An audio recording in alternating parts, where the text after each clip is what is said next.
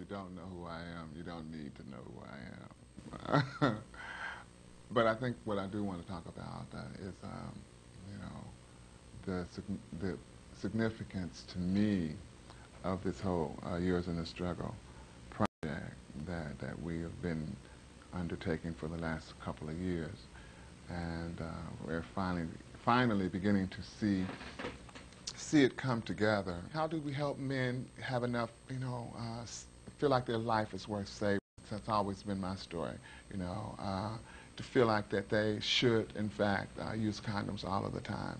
Because we know, being that there's no cure right now for this disease, that prevention is our only cure. For me, it's about, you know, trying to find ways to motivate people, inspire people. And one of the ways that we've chosen to do that is to, you know, show by example. And we're telling stories of people that we have known in this work who have been inspirations for many of us who are in the work currently and who have been in the work and have passed on as well. You know, how their lives can be set up as examples for others to follow, for younger gay men coming up. Trying to have give people a sense of pride, and that they do have a history, that there were black gay men who have been here to create and set a place for them to be who they are. You know, we're talking about gay liberation. Gay liberation in this country always seemed to at least the documentation and the history of gay liberation always seemed to exclude the people of color who were also a part of those of that liberation, and the documentation that has been created, you know, around that liberation is filled with white faces of gay men and lesbians, mostly, for the most part. And Yours in the Struggle is our way, is our chance to correct some of that, to create a historical perspective of this epidemic as it has affected and infected African American men in America. The title, Yours in the Struggle, I guess I always have to, I laugh about this, I have to be honest and tell people that I stole that little piece from one of my very good friends who was also one of the co-founders of the National Task Force, who stole it from someone else. You know, that's we don't call it stealing in this work. We borrow stuff. I mean, that's how you have to, you know, you don't have to reinvent the wheel in this work or in this history. You know, in this struggle. You know, people have done things that you can borrow and use. And I started using it on all of my correspondence, and then I began to realize that the reason it attracted me, or I felt so attracted to that phrase, is because it really is a struggle. I always talk about this full plate syndrome that we carry as black gay men.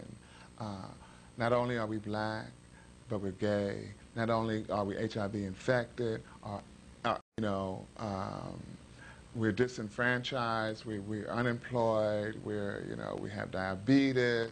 The list goes on and on and on, and you can add anything else to this plate that you can think of, and that would be what we have to carry as black men in this country. And so that is the struggle.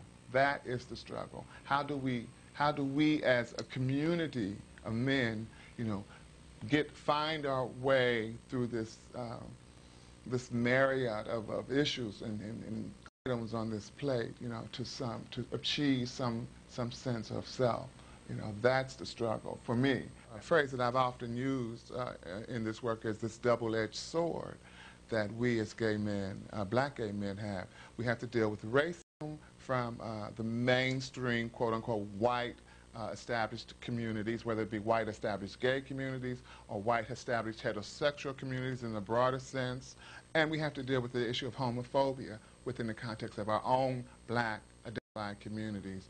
And I contend, along with, as well as many other black gay men in America, that we are very much a part of the black community. That I hold true to all of the issues that my community has to deal with as a community, like anyone else. You know, I know what it's like to be called a nigger because I know the racism that goes on in this world. But I also know what it's like to be called a faggot by someone else black, because I know the experience of homophobia from my own people. You know, and it's a very sad thing. Those two issues are part of that struggle. Again, going back to what this struggle is about. Those are just more issues of this struggle. I think sometimes we're struggling against ourselves. You know, I think we're struggling with a lot of internalized homophobia, a lot of internalized racism, and I know that those sounds like the buzzwords of the 90s: internalized oppression, internalized homophobia, dysfunctional families. You know, when I was growing up, we didn't know any of those words. Those were definitely products of the 80s and the 90s. You know, psychosocial terminology, you know, for the 90s. But I think they hold very true. I think a lot of us are struggling with ourselves, you know, inside of ourselves.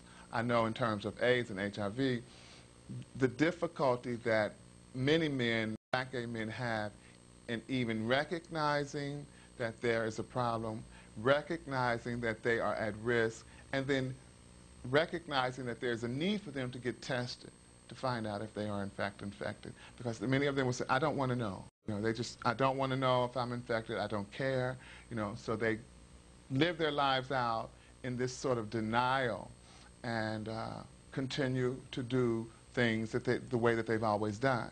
And when they find out, you know, some of them don't find out that they're infected until they are in the hospital in the emergency room with their first major opportunistic infection. And so that's a part of the struggle. That's a part of the struggle, getting people to be able to deal with the self, you know, whether it has to do with AIDS, whether it has to do with the whole issue of being gay, you know, and being able to say to yourself, if no one else, you don't have to say it to the world. You don't have to be, you know, a flaming faggot running down the street. You don't have to dye your hair blonde and make your personal statements, you know, to say that I am in fact gay and I'm proud, I'm black and I'm gay and I'm proud.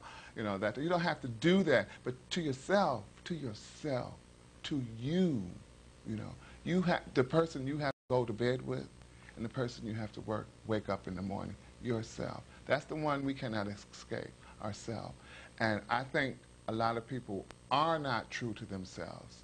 So that's a part of the struggle, you know, I see it as a part of the struggle. And trying to help people work that out for themselves, within themselves. I cannot empower anyone. I cannot, empowerment is not something that you can just place, boom. Empowerment is something that you can do, you can help someone attain, but it has to come from within, you know.